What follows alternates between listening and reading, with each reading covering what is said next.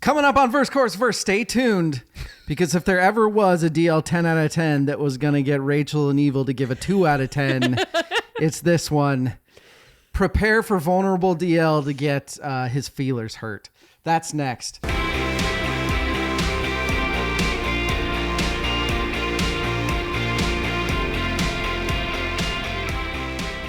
Welcome to episode something and a humping of Verse Chorus Verse. I am DL. With me is Evil, Apocalypso Jimmy. Evil, how are you doing today in this afternoon? I'm so afternoon. It's so afternoon. You know me. We're double. I like double headers. Do we need to do a drunk level assessment? No, I'm fine. I'm not tipsy. Oh, it's weird.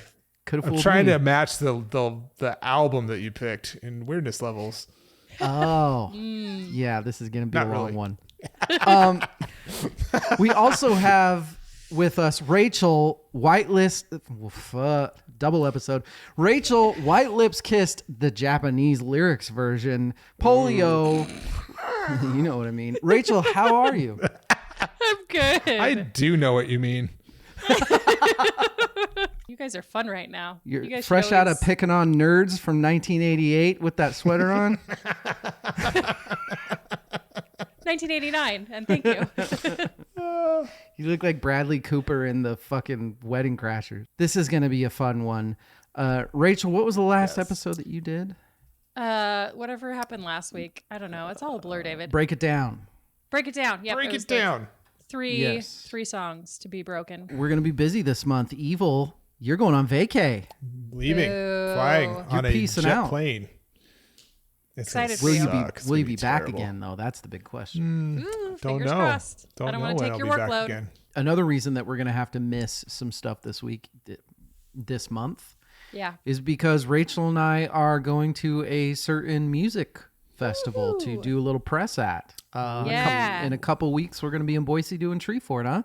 Whoop, whoop. No. So excited. Which artist are you most excited to see? Built to Spell. You're I not can't even going to even- be there yet. I can't even see him. I won't be there I know. yet. I'm flying in from Chicago about 3 hours after they are done performing. Not very happy. But I do still get to Sorry. see San Furman. I get to see Sunblood Stories. Going to be some more on them later. Probably get to see K-Flay. There's going to be a lot of pretty cool shit that we're going to Yeah. get to see with our dear buddy Sven, who's going to be directing all of the footage. So We're going to excited. record it. We're going Sven. to come out with a 2-parter, and Evil is going to be nowhere to be seen. He's very depressed that he has to go to Puerto Rico instead. It's gonna be terrible for me. It's going to be You can terrible. be sad and happy at the same time. You know what I'm We're super gonna have so much fun without you. super excited for?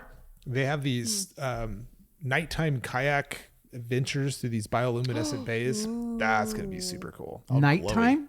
Yeah, because it's bioluminescent, so you need. Where'd you sign up for that? Is it howtorobtourist.com? You're about to get jacked, son. I'm about to get jacked and tan. Hey, speaking of jacked and tan, a perfect soundtrack for workouts, for being in the sun. This is a DL's 10 out of 10. This is rounding off our Michael Beinhorn collection of episodes. In our last episode, I interviewed Michael Beinhorn. It was amazing. I asked him a couple questions about this album, being that it's I think it's one of the best produced albums I've ever heard. Before that, we talked to the awesome Johnny Vinyl about this unknown 90s album. You guys don't care. Little album. Which is now on the wall, by the way, Rachel. Super unknown. Yay. Made it on the 10 out of 10 wall. We're all shocked. This rounds off the Michael Beinhorn coverage. It's still and I'm bad. very, very, very interested in how this is going to go. Because I've been kind of waiting for something like this. And maybe I'm wrong, but I feel like I'm not. So we're going to see. We're going to see what happens. Mew, Rachel, had you ever heard of them before this? Yep. For real? And I don't know whose influence it was. If it was, I don't believe you. let's think 2005. Where were you? Yeah, it very well could have been you. I was in Boise. I was in Boise, Yeah. ironically enough, in 2005. Maybe. But no, I had heard of Mew and heard this album before. Not all the way. I hadn't heard the whole album, but I definitely heard bits and pieces of it. That is a little shocking to me. Is it? Yes. Evil, we used to kind of fuck with each other as far as music isn't concerned. And this was one of the albums. Mm-hmm. I feel like it was around the same time that you introduced me to Devin Townsend. I introduced you to Mew. That's fitting. Turnabout's fair play. Yeah. So I had not heard of them up until that point, but obviously listened to this album back then. The album is "And the Glass-Handed Kites." It is a band called Mew that was okay on they did okay on some of the indie charts, but this album grew a bit of a cult following. I don't think quite as much as their album before this, which we'll talk about. We need to start drinking to talk about this album. Shots. It's not painful. No, it's not all bad. Not all bad. Okay. I have a feeling Evil's going to go full alpha. He's been waiting for an Super episode excited like about this. No. Rachel, same question. Would you say that I have this? I'm going to cut her off like that true alpha I am. Are you saying that I might have the circuitry of the wolf right now? Yeah. It's the Yes. opening track title. I mean, it's not even a dad joke. That's just a well-timed pun is all Alpha. that is. All right, fine. Before we fight, and trust me, I have prepared for this, we got to get to what are we drinking?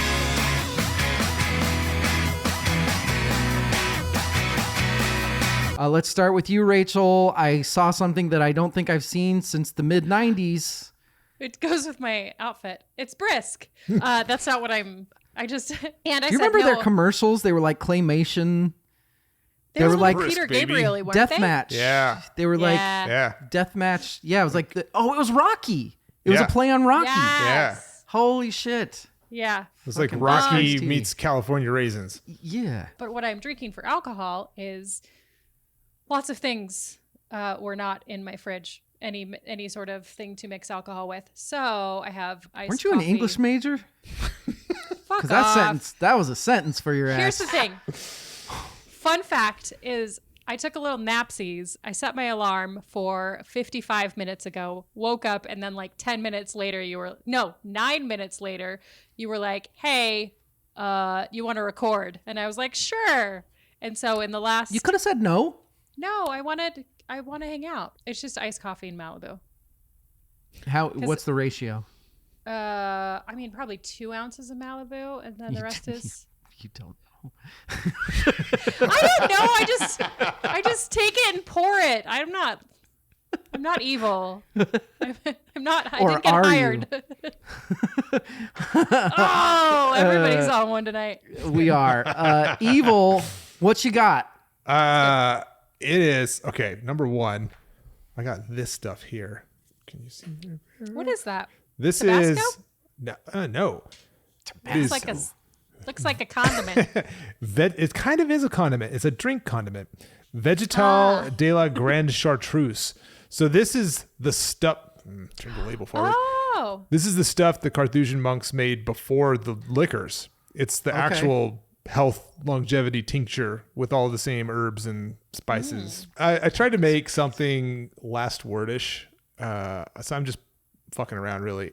It's not the greatest, but I'm going to drink it anyway. So what all is it? What are the ratios? What's in it? Gin, the botanist gin, ounce of that, ounce of Saint Germain. I use that instead of Luxardo Maraschino. Okay. Just to fuck around because we're fucking around.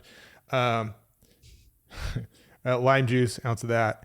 And then my yellow chartreuse substitute, which is like Strega, Benedictine, and now a few dashes of this stuff. Vegetal. Yeah. I wanted like Yes. some sort of elf potion to go with this album. What am I drinking? Ladies and gentlemen, I knew I was going to need some booze help. I was going to have to hide in my feelings for this one. This is a tricky, this color is going to trick you though. And the reason is that It's I did not have any Coca-Cola. Oh yeah. I had ruby red, what is it? Ruby red Grapefruit.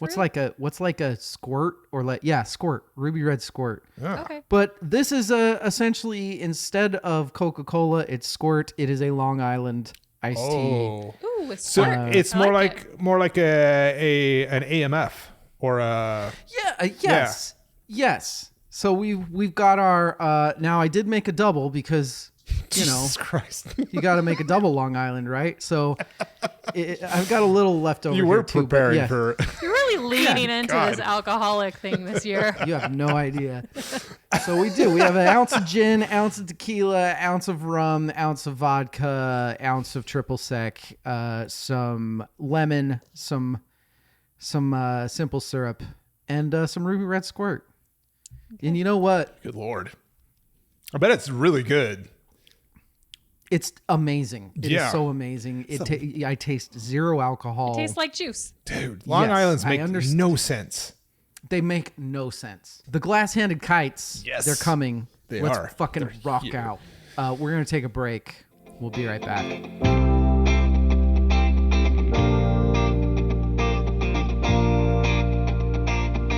We are back. Go ahead. You should take a drink every time you're sad during this. Like anytime we say something that like hurts your feelings about How this about album, you this? should take a drink. On my second camera tonight will be the sad DL drink camera. Yes. Because that's the one we can see. Yes. So Oh, it's is like it? you're looking at us. Yeah. Okay, good. And the glass-handed kites by Mew. Before we get anywhere, we have to do the friendship test. A tough one just because I honestly have no concept of what they might actually like on this album. So Is what there I'm anything? well, for Evil there will be because he likes music. But what Oh my God. this is what I said. I said for Evil because I kind of want to go Circuitry of the Wolf just because the beginning guitar part it does rock. It absolutely rocks. It does. But I am going to go Apocalypso because that is the first song on the album that actually the entire way through rocks. So for him, I'm going Apocalypso. For Rachel, I am going Special because that is the closest song you have on this album to a radio pop banger. Like that's the closest thing you're going to get to that.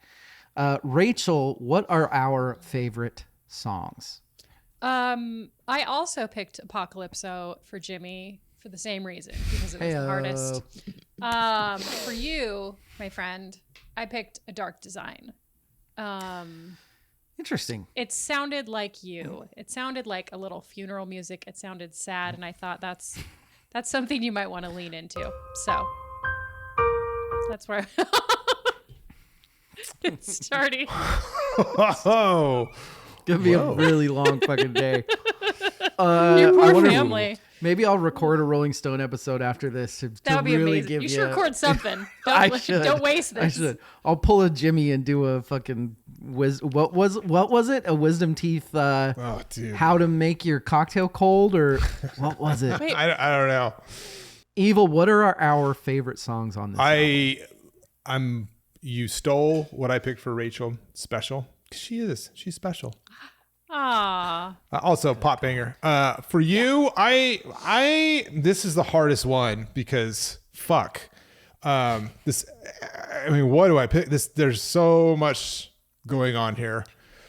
It's true. I feel like this is cheating a little bit, but I picked Why Are You Looking Grave, the song that they collaborated with Jay Mascis from Dinosaur Jr.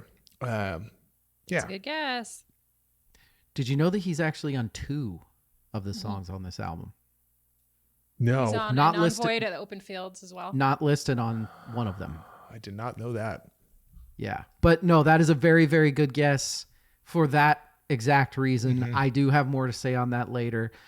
Mew and the Glass-Handed Kites. This was released in 2005. It was recorded between 2004 and 5, produced by none other than Michael Beinhorn. We really banged the drum for him. That's what she said in our last episode where we talked about Super Unknown. Yeah. And this to me is one of like the 3 albums that really that really show how amazing of a producer he is. This was recorded mostly in Michael Beinhorn's studio in Venice Beach, but Mew actually worked on and recorded some different stuff for this all over Europe, Copenhagen, Denmark. This is considered, I mean, prog rock. It's maybe ambiance. Yeah, like, good luck trying to fit this into something. Its label is surprisingly Sony, BMG. I don't know how the fuck that happened for them. These guys are from Denmark, so it did really well there. It did well in certain pockets of Europe, and it did okay for indie charts on the States. Also, it won 4 Danish Music Awards, which I don't know how important those are, but it sounds like equivalent to American Music Awards. Well, but I don't know how important. I mean, I'm sure we have Danish listeners. Yeah, absolutely. Not after I said that. I mean, how Sorry. How dare you? My God. What's he trying to do? Yeah. Because of that, your punishment, Rachel, is you get to do the best you can at saying the members of the band that were on this album. Jonas Bier, Bo Madsen, Johan Volherd, and Silas Jorgensen.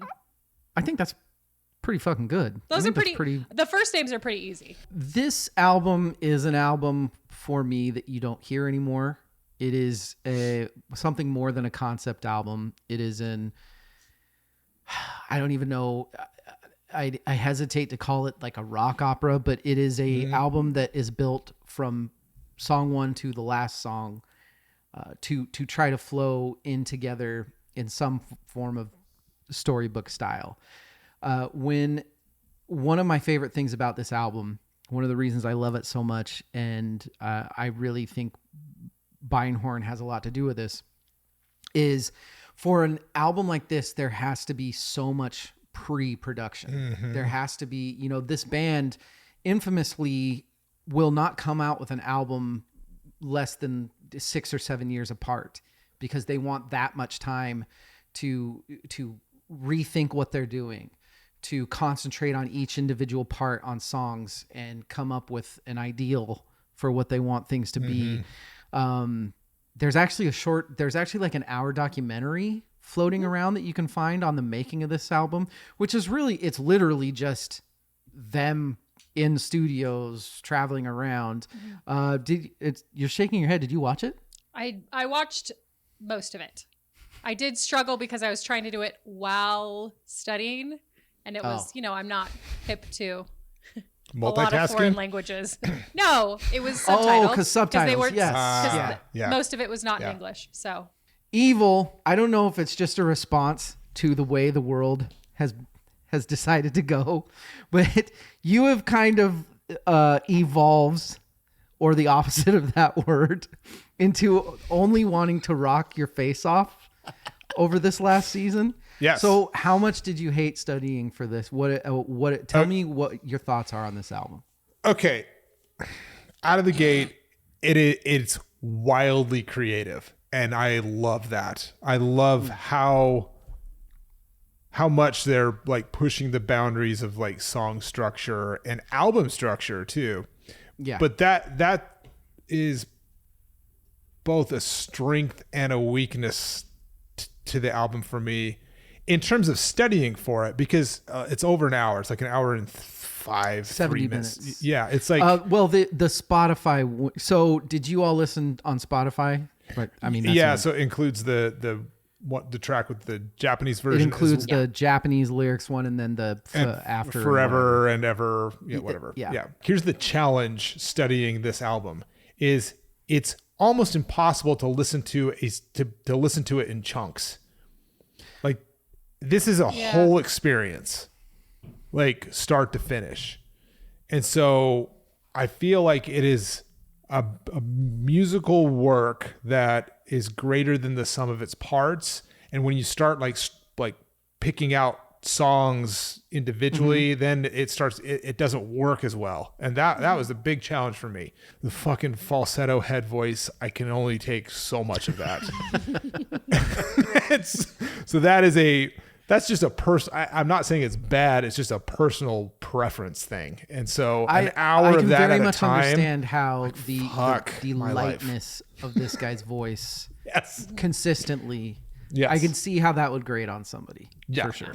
But I don't want to let that take away from how talented and obviously talented they are as musicians. Yeah. Rachel, I want to know, you don't seem like I'm going to sit down with a glass of wine and turn on an album and just dive into it. Right. Do you ever do that? I'm not a big wine drinker.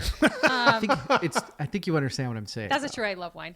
But I totally see where Jimmy is coming from, because all of the songs blend into each other. It really is hard, because I was trying to listen to it the very first couple times in chunks, where I'd listen to a song while I'm driving and then be like, wait, I'm 3 songs in. Right. Because they blended so well into each other, which is beautiful for like at an artistic perspective. But I did read a review, and I kind of agree but kind of completely disagree that it takes away from each of the songs because it doesn't have an ending, but it's not supposed to have an ending. So it kind of, this whole album struck me as how I feel about art films that I don't like, where, like Jimmy said, take a drink. David, that doesn't bug me. I can see the art and how artistic and beautiful it is and how talented these guys are, but I don't like it or understand it. Okay, there I'll drink for that. Nice. How much of a chance did you give it? Like how?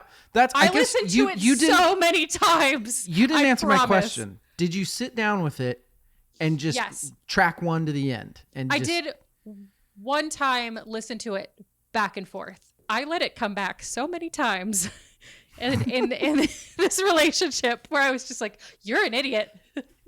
But yeah, anyway, but again, I have nothing bad to say. I understand that it's like an ex-boyfriend that I speak well about, where I'm just like, it just wasn't for me. Like, good guy, nothing good to say. If you want to date him, go crazy. But for me, not for me. Let's talk a little bit about the musicianship, because I don't think it, from what it sounds like, for both you at the least respect it. 100%. There is one of my favorite things for bands to do, and these guys are one of the best. This album is such an amazing example of it, is when talented bands take extremely simple time signatures, your 4/4s, your 2/4s, your 3/4s, and just fuck them to hell. That's one thing about this album, is good luck. This is not a verse chorus verse album. You can't explain it by, the bridge in, Fields. Like, you can't explain it that way. Right. And once they get to a certain part, and all of a sudden the drums are doing triplets, and the bass and the bass drum and the bass guitar are playing on the one and then the two-y. Every single song has parts that completely fuck with your head. Yes. And but it makes sense musically. Trying to wrap my head, what is this band? If I were to try to explain this to someone else, and my initial, and this one is the rough grope at it, so wait for the next one. The initial, the initial was that's what she said. It's Incubus mixed with Cynic, because those are familiar to me. But later I'm like, no, this is Built to Spill mixed with Dillinger Escape Plan. Yeah. So I love that. Yeah. And that's really more where it's at. The reason I love that take is because the guitar tone in this album, Built to Spill is like the t-shirt and jeans band that they're going to get done and they're going to go home and just have a beer and whatever. Mm-hmm. This is that style of indie, but it's the more artsy. They're going to get done and they're going to be in their all black suits and they're going to go to some fucking art gallery. Right. And yeah. But that fucking guitar tone it's something else.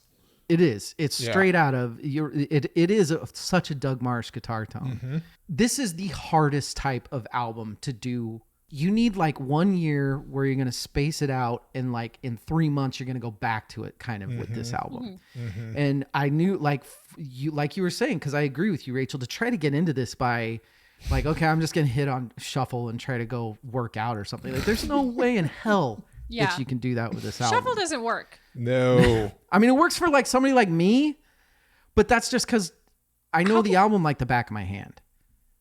It doesn't make sense. It's like do you putting mean? Friends on shuffle. It's like putting something that has like a thorough That is the storyline. worst example. I know. Friends, that deep storyline. Don't get into season 5 with that. When Joey puts the fucking turkey on his head, you're never gonna understand. I hate right? you so much. It was a break. Oh, there we go. That's actually pretty good. Dun dun dun. That's what I'll put behind that. No, this is like a thorough storyline. You can't put it on shuffle. Even if you know the You're album absolutely well, right. it's just like putting a sitcom on shuffle that has some sort of thorough storyline. There are other songs on other albums from other artists that I I love get this. when I hear them, I'm like, there was like an intro to this. There was like an interstitial or something that should have been played before this. When I hear them out of context Yeah. of the album, you know, if I they're see what you're in like saying. a playlist or something like that, or even on the radio or wherever they are, I'm like there was something that led into this song. This whole fucking album is like riddled with those moments where Yeah. one thing leads into another, and if I feel like if you shuffled this, it would feel so incomplete. It feel weird. Yes, For sure. Yeah, I very much agree.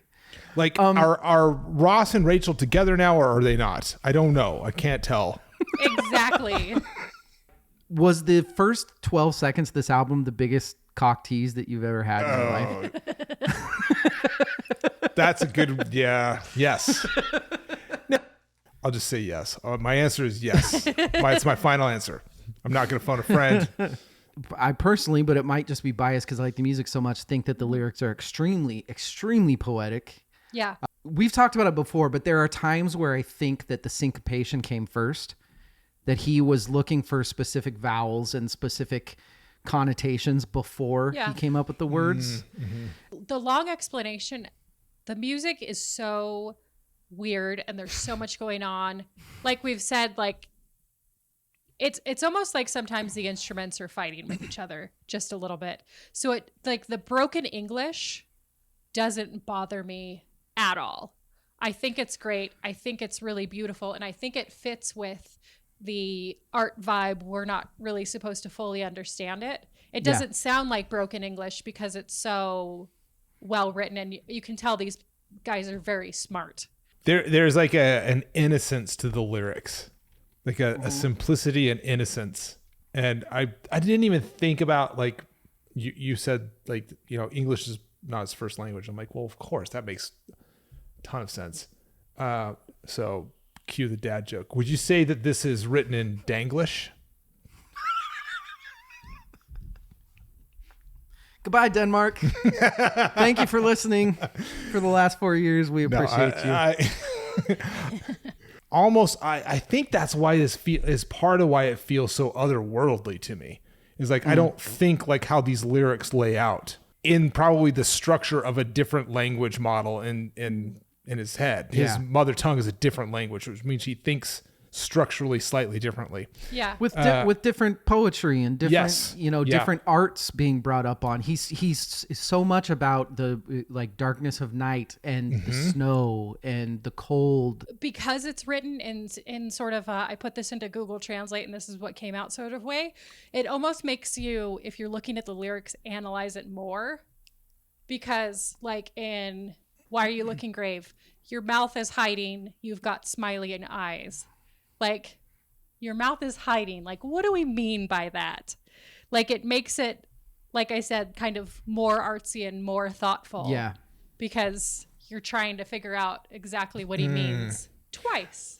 One of the things I like about other cultures and other languages is they have different sort of like idioms and sayings and stuff that don't translate to English to our version of English. Like we're like, what does that mean? But it's like, it's interesting. It makes it's like ethereal and otherworldly to me, because I'm like trying to figure out like that clearly was a decision that was made for the lyrics of this song. And these are clearly very cerebral, like deep thinking musicians. Yeah.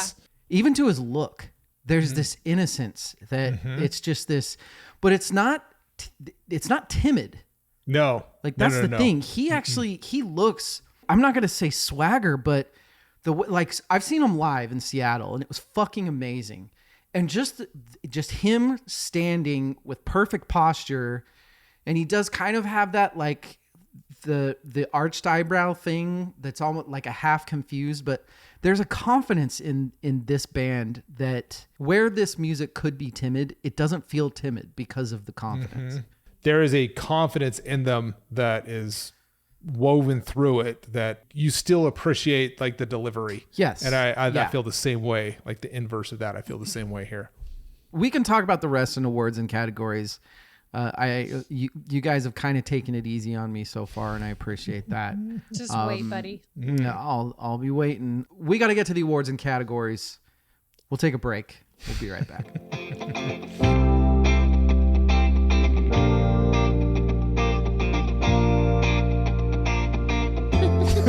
We are back.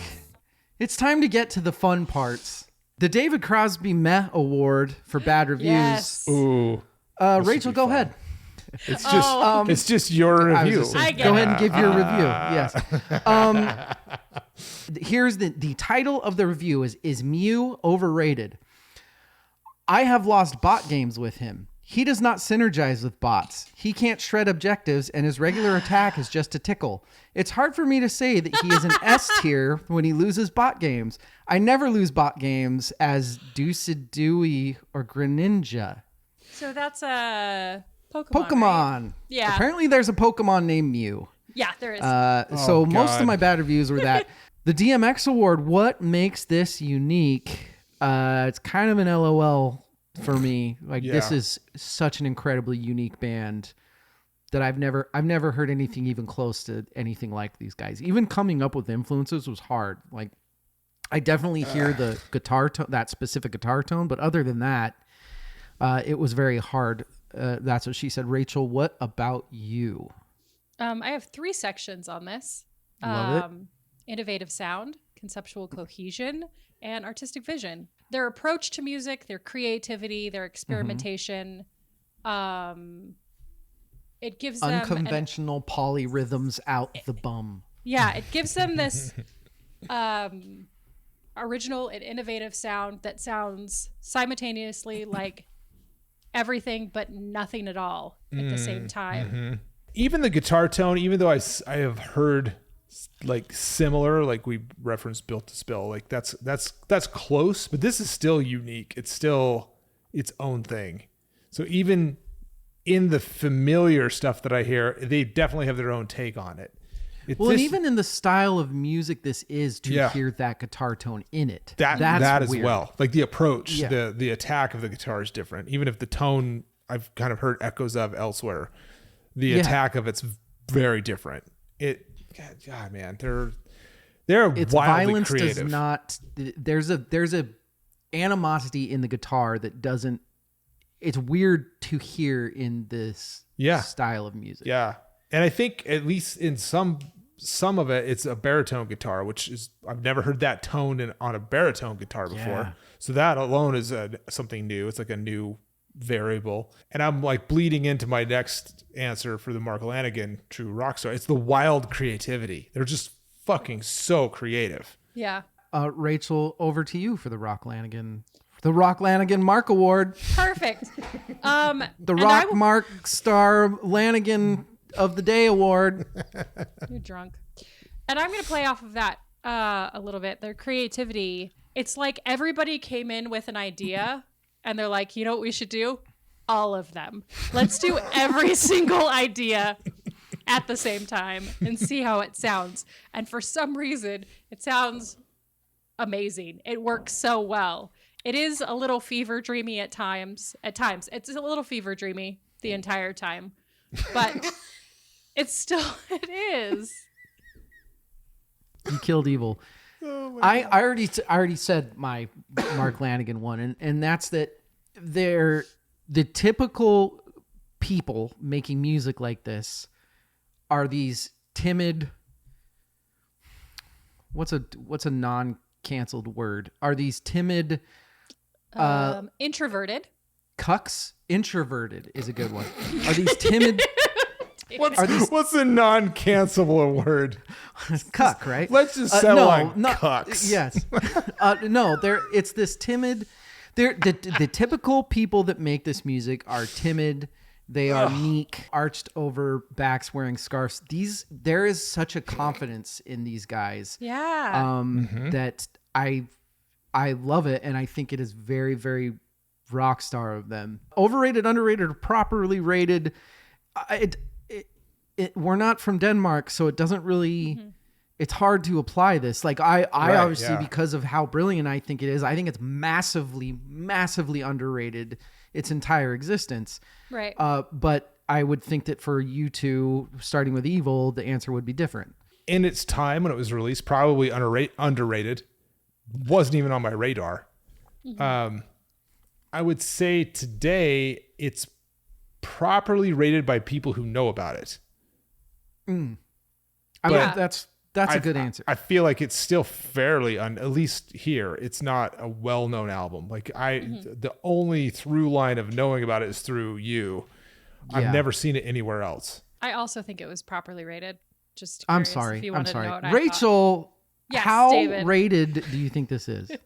It was rated a lot. In my defense, I usually do that to Evil, not you. I feel like in Denmark, it hit number 2.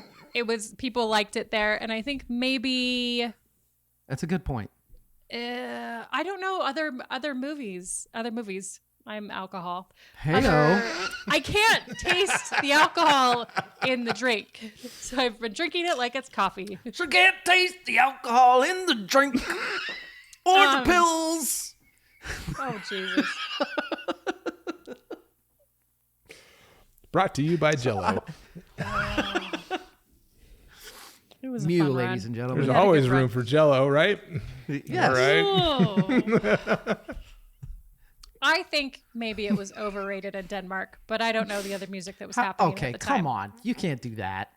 Don't It's shit not- on their music. It's not meant to be. This music is not meant to be charted as high as it was. It's not meant to win awards. It's meant to be misunderstood and like held by a few people in scarves. I agree with that for us, but I feel like in Denmark, fair. some of the I don't- bands. I don't know Denmark that well. That's fair. I mean, that's fair. Their educational system is pretty fucking amazing. So I could see Yeah. them, you know. What is that? No, you're probably right. Influences and influencees, though, Rachel. That's what I want to hear. I have 3-4 of those. Radiohead. Got a little Yeah. Radiohead. The experimental, the atmospheric, soundscapey feels. Beach Boys. Oh, because of the lyrics, Harmonies, the harmonizing, the melodies. Pink Floyd. Progressive rock, texturing. Sure. And then My Bloody Valentine with Oh, because that's of a good course. one. Yeah, Thank you. I think a lot of '80s drama rock, and this is Ooh. just right up. I think this is Yeah. like you love them so much, Rachel. Is I hear a lot of like Peter Gabriel and Kate Bush type stuff in here. I hear Kate Bush. That's a really good one, actually. A lot of Kate Bush, and then Peter Evil Gabriel's a little also hard loves for me them to- because I also hear a lot of REM. I don't do. Are either of Okay. you Elbow fan? Do either of you like Elbow? I don't even know Elbow. I don't know what that is. It's good shit. But I hear a lot of Elbow too. Okay. Evil, what about you? Oh, I hear a lot of the Dark Crystal, some Labyrinth, the Yeah. Ralph Bakshi, Lord of the Rings cartoons, That's fantastic. Okay. A little never-ending story, maybe. little never-ending story in there, Sure. But all of those And- played simultaneously. and acid, lots of acid as well. I love that. Maybe a couple shrooms. Yes. With your acid. Perfect. Never mind the Bullocks Award. Have either of you listened to any of their other albums? I know, Evil, you said you listened to some of their I listened to some of their other songs, but not full albums, so I don't have context to make a call there. David, do you have an answer? It is their best album. To me, no question. But I do think that they have, I think Frangers is a much different, it's an amazing album in a much different way. And then I think one of their albums later on was really good too. But I do think that this is definitely their best album. Rachel, what about you? Did you see the shrug? Sorry, I have no idea. Sorry. Oh, I did get not it. listen to other I see what albums. you were doing. I thought you had like a really, really witty answer and you were do saving not. it. The John Paul Jones Award for, I'm going to go Evil first because I already can see that Rachel has a super amazing snarky answer set up. Evil, what about you? I'll answer that after I make this joke. Is Frangers a concept album like this where you have to listen to it start to finish? No. Okay, so we don't have to call it Frangers. Oh, God. Evil, we were on a break. You guys. You are gonna hate my John Paul Jones Award so bad. Just make it all instrumental, and I will love this so much. That's not a bad idea, actually. Okay, it's wrong, but I don't hate it. Yeah. Okay. Is it wrong? Dude, the fucking vocals are beautiful on this. You just talked about the harmonizing. What are you talking about, lady? I agree with you. It's pretty. I think it'd be great as an instrumental as well, though. I don't do think too. That's wrong. In fact, actually, you know what might be awesome is if they would just come out with an instrumental version of this album. I bet it would be fucking rad. Yeah. I said cocaine. I would add cocaine. And here's why. There was so much creativity It's a hell of a drug. But I did feel a little bored. Here's my very, very surprising one, and Evil, you will automatically know that you've lost, but Take him away. I would take Damascus out of this. The very, very few the few lines that he has in it is this jarring kind of, it's Damascus. Like all of a sudden it's Dinosaur Jr.'s voice in there with this kind of, his like kind of croaky, to me, it doesn't fucking fit. Sorry, Jay. All right. Someday come on the podcast. There's a great Henry Rollins bit about him. He loves Jay Mascis and Dinosaur Jr. And he's like, I met him one time. You know how Henry Rollins is. And he's like, yeah. And I'm like, hey man, what are you? And he's like, well, because if you've ever seen Jay Mascis, he's like, that's just how he is. That's funny. So I don't think he would be. That's probably the response he would give to you when you say you should take it. He'd be like, yeah. The no, dude, seriously, award. Rachel, what song are you giving to people to show them the album? I feel like the gateway drug to this album is you worded it much better than I did. Thank you. Is Apocalypso. I feel like that's the one to get people going. Yeah, and then they can be let down by the rest of the Get album. them on But the Carolines, that song, thump it out. Watch your fucking mouth. Mine is Zookeeper's Boy. It's going to give you everything. You do have some flat rock out there. It starts with I don't remember what time signature it is. I don't think it's 4/4. And the guitar is doing something very weird, but it's still a fucking rock guitar. Yeah. And then all of a sudden you get glockenspiel falsetto. Are you my lady? Are you? So you like that song runs the gamut. Evil, what about you? Same. For all of those reasons, I think it's a good example of the range that is explored across the entire album. Sure. It was not intended to be a single, but they made it a single because of popularity or somehow it became like, I think it went to number 1 and it wasn't even. I remember that. Yeah. They didn't even, because I remember they had to change the endings. And well, no, they didn't have to change the endings. They made a radio friendly ending for Special and Zookeeper's Boy. Yeah. And I remember 2005, I remember it being on whatever social media platform was. You know, when you I don't think it was MySpace anymore, was it? Or was it MySpace still? It was still 2005 It would have been was. MySpace. Remember the song that played when your page opened was just the biggest, it was the most important thing in the world. Yes. I remember these two songs were massive. Like for some reason on MySpace, those two songs got huge. Yeah, I could see that. You know, when you suddenly remember like a full year of your life, that just happened. Cocaine is a hell of a drug. The John Popper Award, Evil. What's the best hook on this album?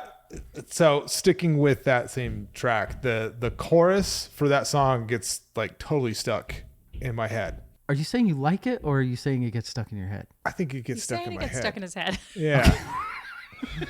But that's what the hook That's the point of the hook. The hook brings you back, right? I mean, that's what I think of, right? You ain't And telling me no lie. Yeah. For me, it is the chorus, if you will, for The Seething Rain Weeps for You, which is the speaking of better days. There's so many things I want to say. I want to say more about that later, and I'm going to. Rachel, what is the best hook on this album? I said the chorus of Special. That is what got stuck in my head. So what's the chorus, though? The ocarina, you can't say no, or the I know you said to me. I think it was just the repetition of the You repetition wrote of you Special. wrote down the chorus and you can't remember what it sounds like. I didn't now, write huh? down the chorus. Oh, okay. It's just I wish I did. Oh, it's like the verse. You mean so just you're special. Yeah. Okay. Yeah. I like it. I love it. I want some more of it. There it is. I try so hard. The John Price. I know fucking country. The John. I actually don't. I don't know who sings You know that song, but I know those three parts. right? The John Prine Best Lyric Award. All things that you rely on, you can never undo. I think that is amazing. The guitars that come in at 131 on Circuitry of the Wolf. That's your favorite lyric? Yep. It's a joke. But then I'm that teasing. tricks you again, Evil, because then all of a sudden you get the falsetto coming in and it turns into a major. I do have actual lyrics that kind of caught me. I made a truce with the blackest dyer. I fucking love that. That was on A Dark Design, I think. Yeah, it is. Yeah, that's actually a really good lyric. So I'm fucking around here, being playful. The speaking out, she said to me, I'm twice colored. Wait till you see how they're in love with my sickness. That's good shit. But our resident lyric head, That's me. Rachel, what is the best lyric on this album? In Special, there's a line that's there's a taste you can't shake. Yeah. And that was another one of those like weirdly translated but makes sense lyrics. And I really like that. There was a lot of good lyrics in here. Our love is a fickle love. It keeps itself locked in a suitcase to be ready to go always. That's good. That's really good. We got to start with Evil for the Eddie Van Halen Award. What is the best riff, best solo? Where Fox Cup goes into Apocalypso and the guitars of Apocalypso kick in is Yes. When you're talking about when the drums start revving up, when it's like yes, and they get faster and faster and faster. It's a crossover from one song into the other, and that is so fucking awesome. Yes, it sells the whole song answer for me. I love that answer. Rachel, what about you? I said the opening riff on Zookeeper's Boy. The weird offbeat. It's catchy, it's dynamic, it's setting the tone for the rest of the song. I thought it was great. So I've got three. There is Imagine that. That's cheating. There is a vocal break after in the song that if there ever was a title of a song to make sure Evil was not going to give an album a 10 out of 10, it is Saviors of Jazz Ballet. Yeah, that tracks. But that song breaks and essentially turns into a different song. And then there are it's basically a cappella. I think there's like maybe some flute in the background. You can't tell because the vocals are so beautiful that you can't tell if like it's a flute or just somebody's voice. That's brilliant to me. I love the vocal parts at the end of Zookeeper's Boy. That's really great too. The like 4 different parts singing together in unison. But my favorite is in Special, and this speaks to what I was talking about in the beginning, how that song is so basic, 4/4, da, da, da, da, da, and then all of a sudden they get to that first bridge or chorus or whatever, and the guitar just starts like this dun dun dun dun dun dun dun dun dun. It like just completely goes off into some fucking, I don't know what it is, like 8/11 weird time. I love that so much. The Surfer Rosa Award. I guess I'll start with this for me, and to me, I'll say it again. This is a story of an album. They don't make albums like this anymore, and I personally love it. This flows. It literally flows. It goes from one song into the other. And I'll speak to this now, actually, because the vinyl, I remember the first time I listened to it on vinyl, and I went through just a sea of emotions, you guys, just an absolute sea of emotions. Because I looked at the vinyl and I saw how it was split up, right? And I was completely pissed off because the way that they split up the vinyl was Dark Design was the last song on the first side. And then Saviors of Jazz Ballet started the second side. And I was so pissed because, like, how the fuck can you break that outro intro? Right. But then when you listen to the actual vinyl, Jazz Ballet actually starts on the first side. And then before they go into that lyrical breakdown I was talking about, that starts on the second side. So I was like, wow, that's fucking brilliant. They made up for it. Good job, guys. You win the Surfer Rosa Award, which is not winnable. Rachel, what about you? I loved and hated how this was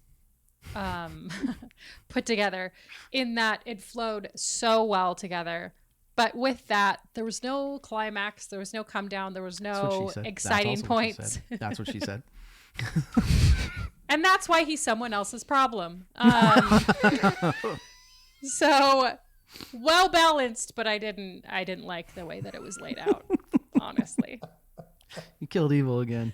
I appreciate the flow through the whole album. I think it's a cohesive whole that's greater than the sum of its parts. I like the first half more personally because there's more of the rock oriented stuff sprinkled in that half. So for me, that's more what I'm looking for. The Time of Your Life Award. What is the worst song on this album? Are you ready for this? I was born ready. It's all of them. Oh. And here's why. The strength and weakness of the album is how seamlessly it is woven together. Yeah. And the album is greater than the sum of its parts. So if you take any one song out of that, it's not as good as the entire album. That's a very good answer. I feel like you just found a way to call this like a 1 out of 10 album. And if you take one song out of it, then what does that make it? Rachel. I want his answer. That was a great answer. I would just chop off the end of the album, like the last couple. Like starting where? Probably White Kissed Lips, White Lips. No, Lips Kissed. you can't. So just the last 2 songs. Yeah, it gets a little boring. I mean, if you, I don't get fired. I knew what this you knew was what you were bring. doing. I knew exactly what I was doing bringing this to the fold. Not counting the Japanese edition bonus whatever with the White Lips Kissed and the Forever and Ever. I don't like the version that has that on it. I would say Louisa. And very closely to what you were saying, Rachel, I do think that this album is one song too long. Once it gets past White Lips Kissed, which I fucking love that song, I'm exhausted. And halfway through Louisa, I'm a little overstimulated. That's a over 7-minute song too. So if you're already at that point, and That makes sense. Rachel, what are the Words. What are the 3 best songs on this album? I'm gonna start this with Special is not on this list. Not on yours. It's not on the list at all. You just did that to spite us. It was when we started this. It was a little. It was not. Did you see me typing? It was a little too peppy, poppy for me, and because of that's not what this album was meant to do. I felt like it wasn't for me personally. Number 3. Number 3. Let's do it. Because it's on Spotify and we don't have to pay for it. Number 3. What does that even mean? Because it's free. Because like it's Spotify. We can listen to whatever we want. That's true. We have to pay for the album. You don't pay for your Spotify? I think Trevor does. I'm not going to lie. I don't know why I have Spotify. I'm pretty sure at some point we got on a family plan like 5 years ago. Number 3, Seething Rain Weeps for You. Number 2, Apocalypso, which is Evil's favorite. And number 1, Zookeeper's Boy. Wow. I feel like those are good ones. Fantastic songs. Thoughts? I love that. I think Zookeeper's Boy was my first favorite song on this album. Evil, which 3 songs really grabbed you and made this one your favorite? Why is this at a 10 out of 10 for you, Evil? Number 3. What's it's number gonna be 3? Funny. 3. Coming in at number 3 is The Zookeeper's Boy, the sleeper hit off of the album And the Glass-Handed Kites by the band Mew. You are so quiet right now. Number 2 is Circuitry of the Wolf. You were right. It teased me a bit coming in. I was expecting more of that, which I did get a little bit more of that, but it was a little bit more of that. And then the song that I think I already kind of gave it some props earlier, in terms of the intro from the song that blended into it is, and you guys are both right, it's Apocalypso. That song just is fucking great. I knew it. Yeah. Well, It is. It's fucking awesome. I was an easy mark, and yeah. Love that about you. So my number 3, you were close, Rach, is A Dark Design. I love that song. I love when they kick into when they start doing the Everly, and that's another one of those parts where two instruments are doing like a 4/4 or maybe a 2/4, but then you have like, I think it's the bass drum and the bass doing a completely different thing. I love that. Number 2 for me is Zookeeper's Boy. Yeah. For the reason I stated, beyond it just being a brilliant song, I think it was my first. It's the reason that I love Mew. But my number 1. And I want to talk just a little more about the lyrics for this one, because this wasn't going to be my number 1 until I studied for this, and it bounced probably from like my 3 to my 1, and it's The Seething Rain Weeps for You. Yes. It's poppy. It's the guitar is super bright. His singing is super bright. But what I love is if you read the lyrics, this is about someone close to him dying. This is about like a friend dying. Saying goodbye now, looking at friends, a lump comes into my throat, hearing them all speak of you. But the song is so positive and it's so bright, and you don't get that often. A song that's about someone close to you dying is dark, or it's sad, or it's slow, or you don't get this. You don't get this super happy song about how much this guy is going to miss this person. And I fucking love that. I think that's great. You have pumped up kicks. It's no pumped up kicks. But that's a peppy song about a non. It's no This Is America, but it's close. It's goddamn close. Rachel, who won the album? You, David. You won the album. Next question. I won the fuck out of this album. Evil, who won this album? Creativity won this album. Like I'm saying Denmark. Yeah, Denmark did. They did, I think. Good for Denmark. That's the Mew trifecta. That's the Mew triangle. Rate this album, Rachel. 9? I don't like this album. 10? I'm going to give it an 8 out of 10 because it is a... What?